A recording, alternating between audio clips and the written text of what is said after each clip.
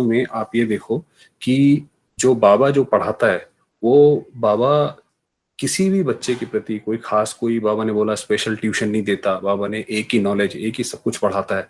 और तब भी उसके अंदर इतने इतने डिवीजन क्यों है कि कोई पहली आत्मा है वो ब्रह्मा जाके बन गई, और फिर लास्ट की आत्मा है, बाबा ने कहा वो 16,108 माला का दाना है।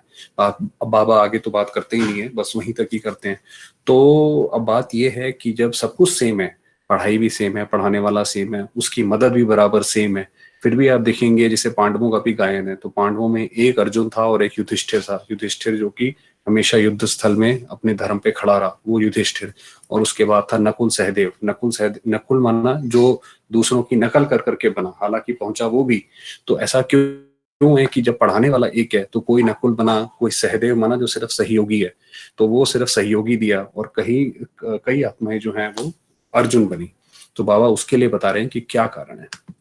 तो बाबा बता रहे हैं कि बाप दादा ने सब बच्चों के पुरुषार्थ को देख मुख्य दो कारण देखे। एक तो वेस्ट अर्थात गंवाना, दूसरा वेट अर्थात वजन ज्यादा।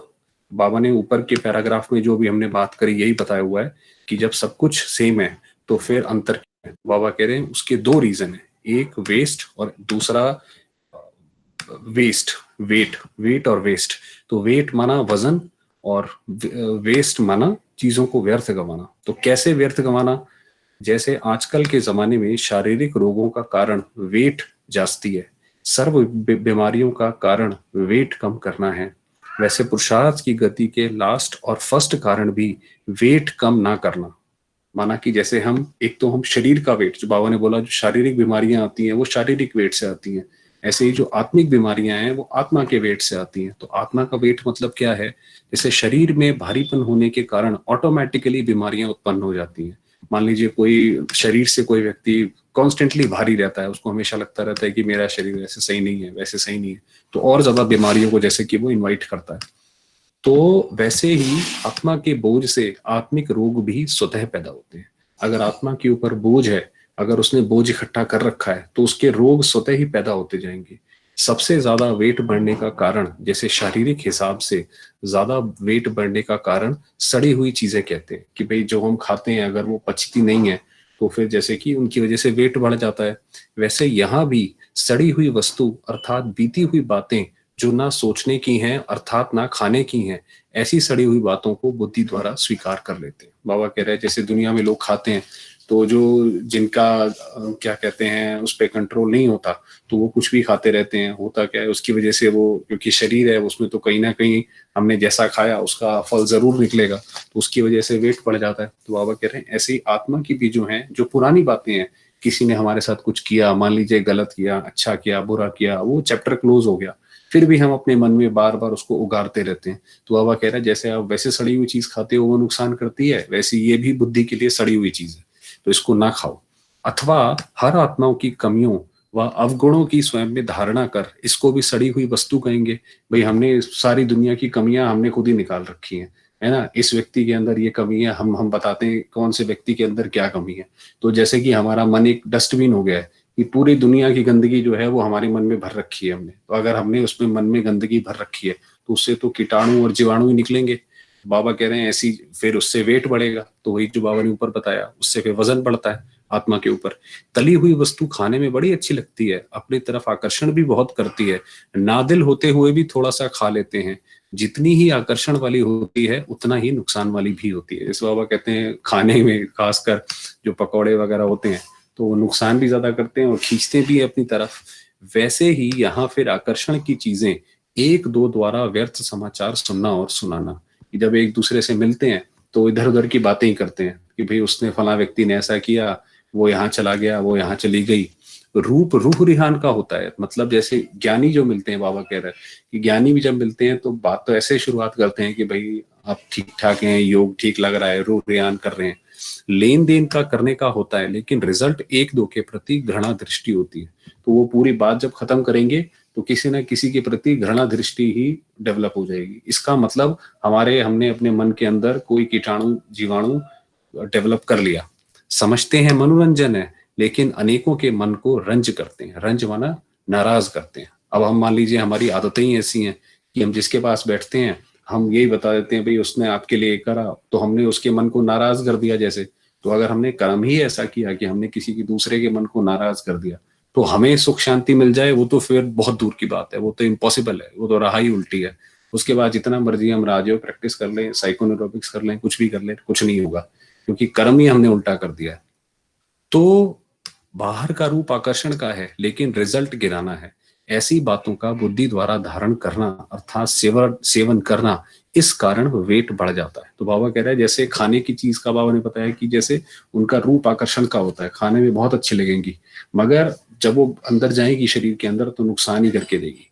तो इसी तरीके से बाबा ने बताया ये जो एक दूसरे से हम सुनते हैं, समाचार सुनते हैं, चाहे न्यूज भी हम सुनते हैं, यहाँ पे इतने लोग मर गए, इतने लोग वो हो गए, तो उससे क्या होगा, मन में सुख शांति आएगी या अशांति फैलेगी। तो बाबा कह रहे हैं उसका हम बुद्धि द्वारा सेवन करते हैं तो इसलिए वेट बढ़ जाता है।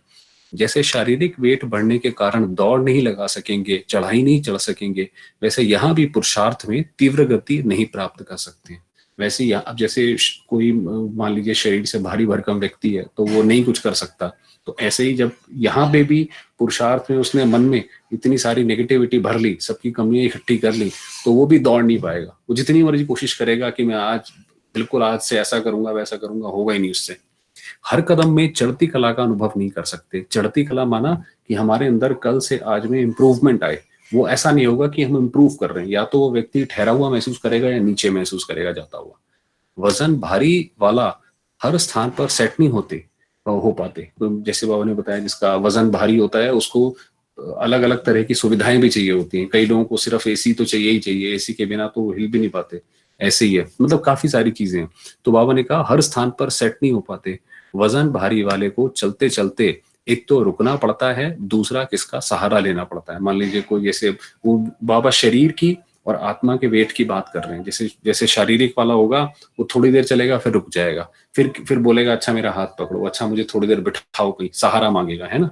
इसी रीति पुरुषार्थ में चलते चलते थक जाते हैं, अर्थात विघ्नों के वश हो जाते हैं, पार नहीं कर पाते हैं।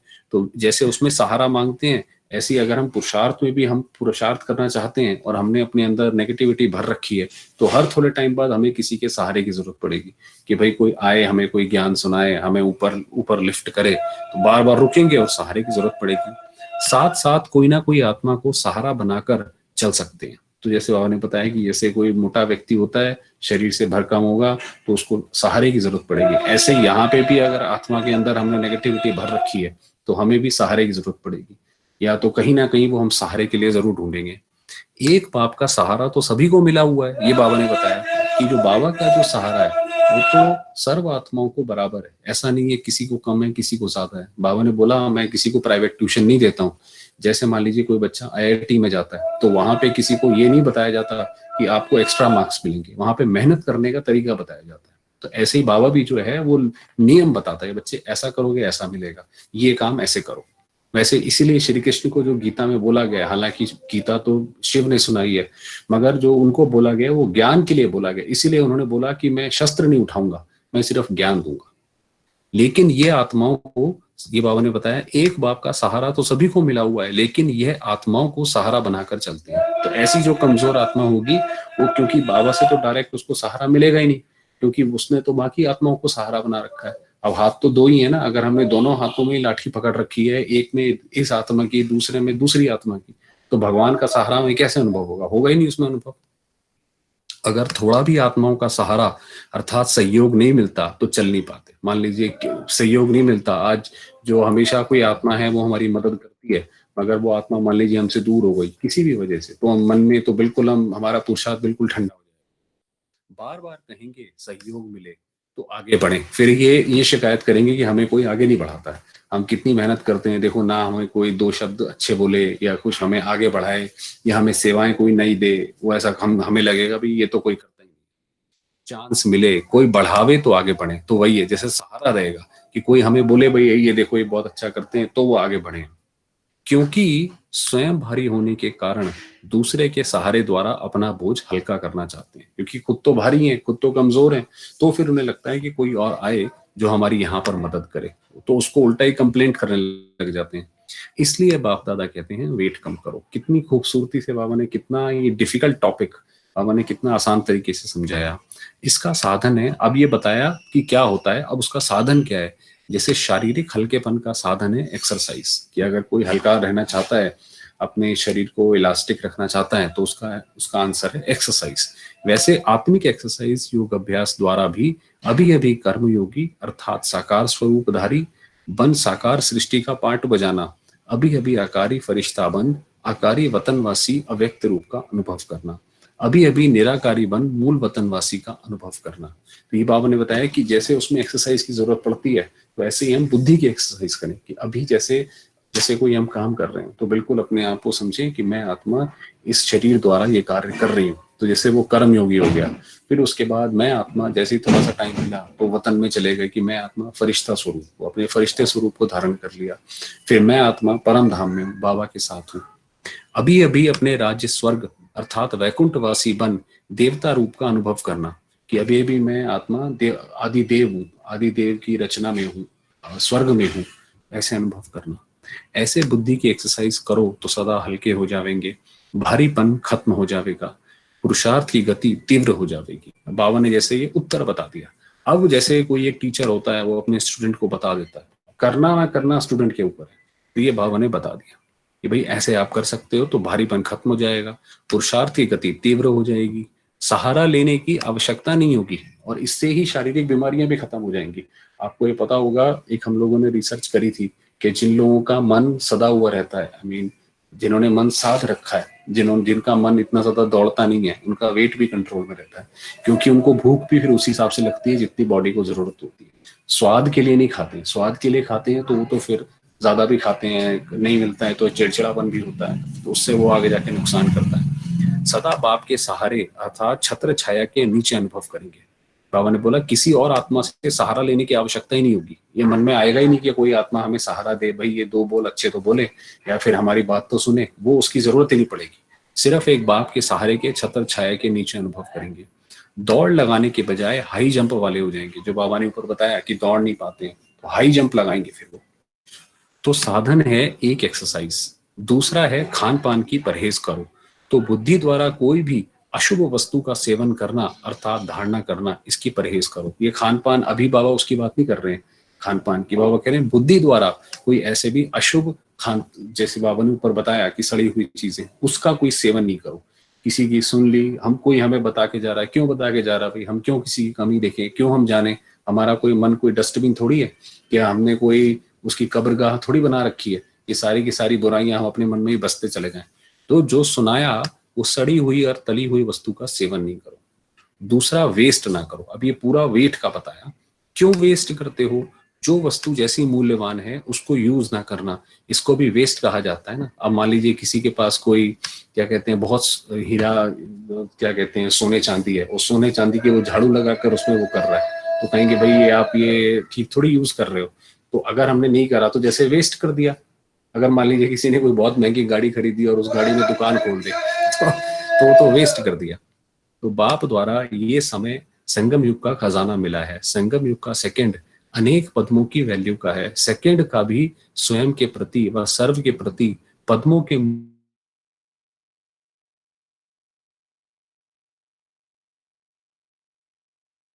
बहुत ही मूल्यवान समय है, जबकि भगवान स्वयं आकर धर्म स्थापना का कार्य करा रहे हैं और नई सृष्टि की नींव रख रहे हैं। तो इसके अंदर हम उसके मददगार बने, और इसके अंदर एक सेकंड भी हमने वेस्ट किया तो बहुत बहुत उसका वेस्ट किया, मतलब वो अंत में बाबा कहते हैं पश्चाताप होगा कि हे प्रभु तुम आए। इसीलिए कहते हैं प्रभु तेरी लीला अपरम अपार है, कि जब प्रभु तुम आए, तुमने अपना सारा कार्य किया और हम जैसे कुंभकर्ण की तरह सोते ही रहे। कुंभकर्ण को यही बताते ना, उसको जगाते थे, वो फिर दूसरी करवट लेके उधर सो जाता था।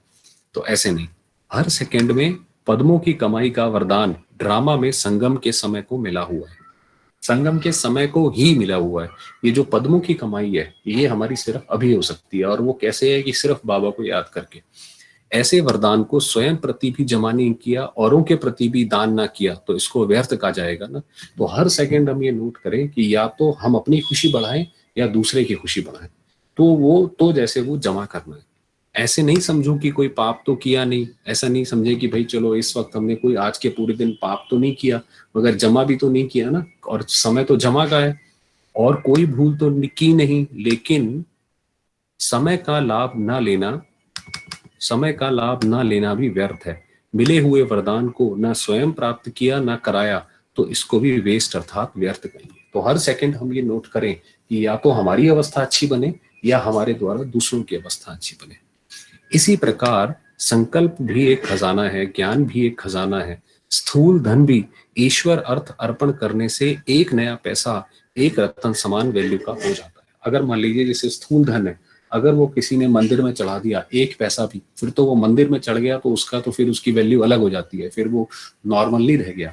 उसी तरीके से जैसे हम भी, अगर बाबा कहता है कि आप भी घर पे रहते हो, आप ही मानो कि ये सब शिव बाबा भगवान का दिया हुआ मेरा प्रसाद है, तो जैसे कि हमारा भी जो स्थूल धन है वो फिर एक एक नया एक एक रत्न के समान हो जाएगा। हमारा जो स्थूल धन है अगर हम सिर्फ उसको भगवान का मान के चले, तो बाबा कहता है फिर उसकी जब एक एक रत्न हो गया तो फिर वो हमें सुख भी देके जाएगा वो पैसा। वरना गलत तरीके से पैसा कमाते हैं तो वो दुख ही देके जाता है, या तो वो डॉक्टर के पास जाएगा या वकील के पास जाएगा।